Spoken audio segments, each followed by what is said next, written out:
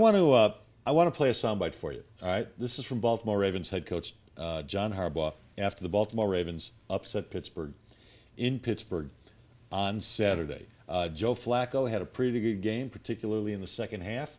No turnovers, threw for a couple of touchdowns, and this is what his head coach had to say about Flacco after the game.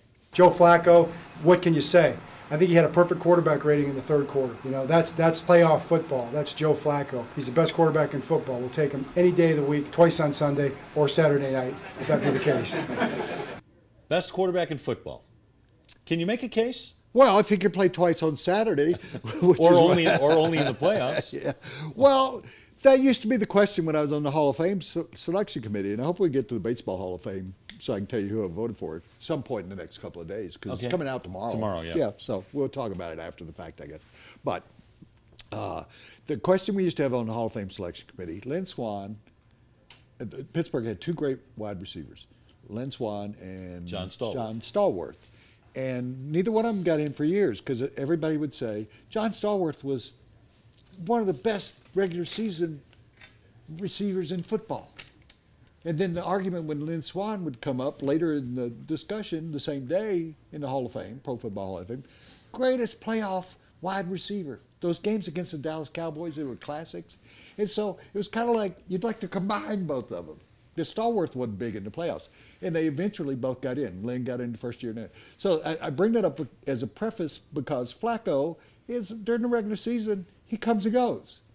But you get him in the playoffs, he now has, I think I'm right on this, he now has 13 touchdown passes and no interceptions since he started that game here when Baltimore beat the Broncos. I think in big games, he's a great big game quarterback. Well, Peyton Manning is considered the greatest regular season quarterback of all time, but doesn't come up big in the playoffs. So which would you rather have? Would you rather have the guy who's got every stat? That's why I bring up the Lynn Swann, John Stallworth. That Peyton Manning, would you rather have Joe Flacco? But he's got the same number of Super Bowl victories as Peyton Manning does. Best quarterback? In a lot fewer years. No, I'd rather have Aaron Rodgers. Aaron Rodgers has been big in the postseason and the regular season. I'd rather have Tom Brady. He's got 3 Super Bowls. I'd rather have Peyton Manning. I'd rather, at this day and time, I'd rather have the quarterback that's coming to town, because you're going to get him for another 15 or 16 years. And Flacco's not going to be around that long. I'd say you can make a case. I would put him in the top 10. I think you could put him in the top 5 or 6. Russell Wilson needs to be in there. Really? Yeah. And he didn't get it. And I want to mention him because he didn't get any talk about most valuable player. He didn't even get a Pro Bowl selection. Russell Wilson is one of the best quarterbacks in the league. It's funny. Well, he didn't get a Pro Bowl selection because I won't say he's mediocre in the regular season. He's still a pretty good regular season quarterback, Joe Flacco. But in the playoffs, there's nobody that compares. I mean, seriously, in the history of the game, maybe Otto Graham. Nobody compares. Sure. I mean, let me just throw these numbers at you. He's 10-4 in the playoffs. 5 of those wins are on the road in the playoffs. You know how hard that is? It's pretty incredible. So they call Peyton the best regular season quarterback ever.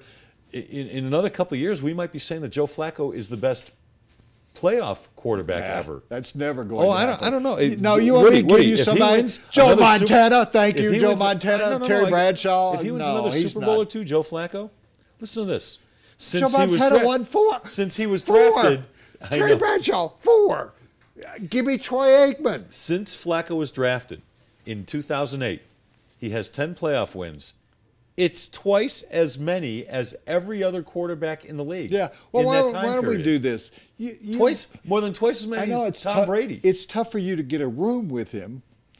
But I would say this for you. I could probably do it if I wanted. Why don't you go get that Joe Flacco banner that is somewhere in a dumpster here and put it up on the stadium? Oh, do you think there's a chance this weekend they'll put up Andrew Luck's photo on the side of the stadium? I don't think so. Nah, they're not going to do that. They're not going to do that stuff anymore. Flacco's in the top 10 because you have to take both, I think. You have to use both the regular season and the postseason. And he's been pretty good in the regular season. He hasn't been great. Yeah. But he's been pretty good. I think his record is like 72-40. We could go through. I would, I said top 10. You said top 5.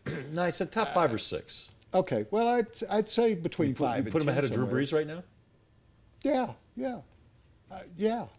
I liked your top 4. Brady, Manning, Rodgers, Luck. No, I had Rodgers. Well, not first. in that order. I was just throwing the Brady second. But Manning Flacco, third. you can make a case that Flacco's number 5 there. There were people that thought early in the year Andrew Luck was going to break a lot of the records that Peyton set last year. I didn't like the team around and him. that was an MVP. Yeah. We went through the MVP. Think about the MVPs. Phillip Rivers, that went away. Andrew Luck was going to be an MVP. So it's going to be Aaron Rodgers.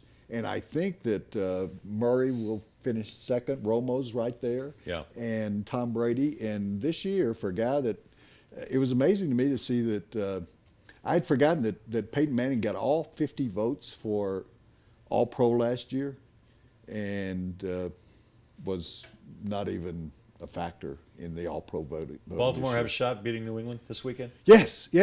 That's why I sat here and told you on Friday that the perfect scenario, the perfect storm was for Baltimore to beat Pittsburgh.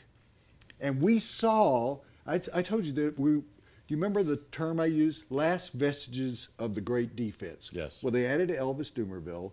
They still got 3 or 4 guys from that defense that are carrying. Pretty good front 7. The back end is pretty weak, though. You can throw against them. Except Pittsburgh didn't really take advantage of that like I thought they would. But you got Flacco.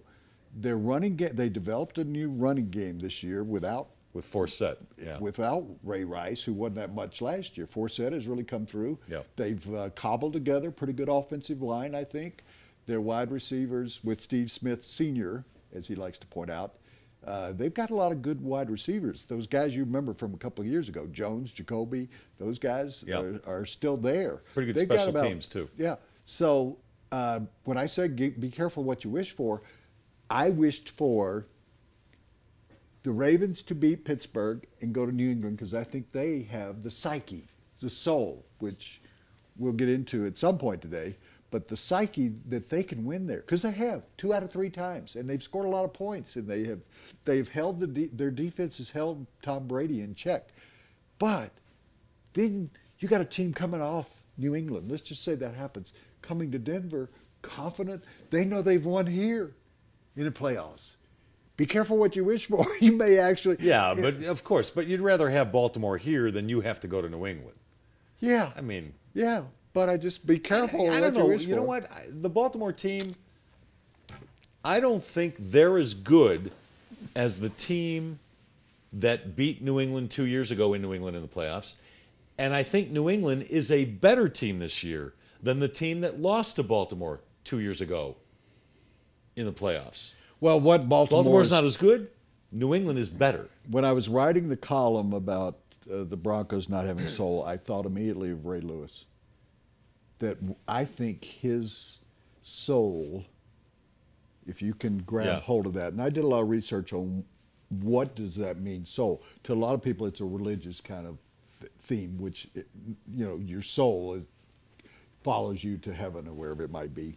Soul to me is, and I found the definition, it's a feeling, it's having a confidence, it's having an optimism, it's having meaning to everything you do in life. Inspiration. Yeah, and so that's where I think Ray Lewis, because he was retiring that year when they won here. Right. That was the soul of the team, but they've managed to kind of carry that over to a couple other their defensive players, and that's what I'd like to see with Denver, and not getting. Yeah, but how do you create that though? No, let's talk about it right now. So Woody wrote an article Sunday that got a lot of recognition about the Broncos lacking soul. A column on Sunday. Just go to denverpost.com. You can see. I was thinking about, and people who follow the Broncos, I was thinking about people like Tom Jackson, Tyrone Braxton, not great talented players who rose above that because they had a soul that gave them that inspiration, they inspired Shannon other Sharp players. and Rod Smith. Sure. I mean, they've been through the history of the Broncos, there have been a lot of guys. Well, who has it on the Broncos? Chris Harris Jr., I think. I think Terrence Knighton has it. But well, Peyton. How about Peyton? Peyton has leadership. I don't think his qualities of competitiveness really transfer to other people. And I'm not saying that in a negative way. You can't force your will onto other people. If you are the way you are and you meet one of these guys out here, and you can't make them be like you. You can only say, this is the way I am. But I think that's got to come from the top. And I don't mean all the way to John Elway, because he was a soul man, as I refer to it. John Fox, I don't think, really inspires? Well, he doesn't inspire, but I don't think he brings that out of his players.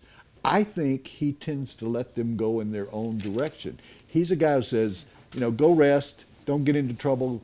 He says to the players before the bye week, don't get your name in the newspapers, meaning don't go out and do something. But because he's a player's coach, I don't know that he inspires greatness. I tend to agree with you. From the beginning of the season, I worried about their lack of killer instinct. And it was talked about and it was written about, and I was one of the people who was doing that. And I think it's related to what you're talking about. A lack of killer instinct, to me, is a lack of soul. It's not having that, I don't know if intestinal fortitude is the right phrase, but something inside. Well, something inside. I'll give you, and I knew him well, but I'll give you two guys. And they're in the music industry. Reverend Al Green.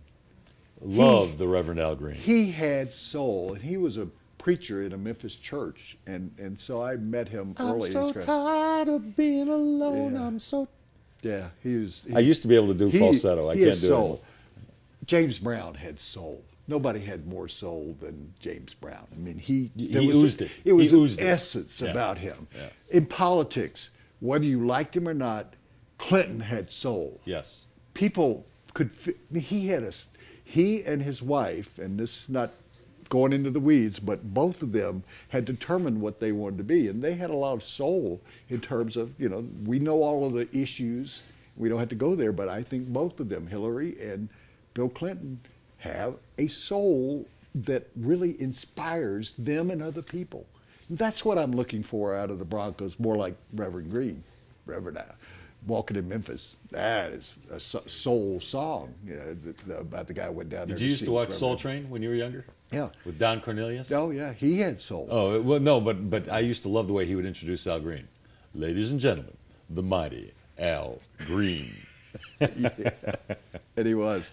But they're players in sports. I mean, I think that when you think about soul, that in terms of a Jeter.